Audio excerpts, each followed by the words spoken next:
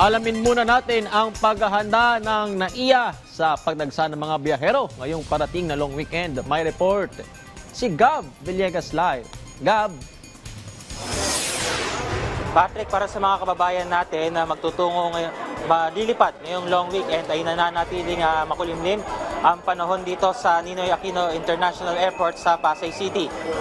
Sa ating pagmamasid ngayong umaga ay tuloy-tuloy lamang yung pagdating ng mga pasahero dito sa paliparan at inaasahan rin na sa pag-usad ng mga oras ay dadagsa ang mga pasahero na bibiyahe patungo sa iba't ibang mga destinasyon.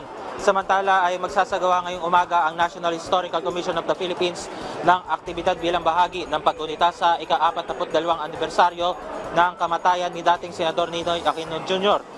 Magsasagawa ang NHCP ng isang wreath-laying ceremony dito sa departure ng NAIA Terminal 1 at inaasahan na magsasalita sina NHCP Chairperson Regalado Trota Jose Jr., Manila International Airport Authority Senior Assistant General Manager Maria Lourdes Reyes at si Senador Bam Aquino. Patrick, ngayong araw ay ginugunita ng buong bansa ang Ninoy Aquino Day.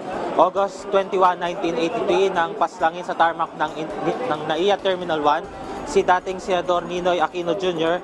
Matapos ang 3 taong exile sa Boston, Massachusetts para sumailalim sa isang open heart surgery. At yan muna ang update mula rito sa Pasay City. Balik sa iyo, Patrick.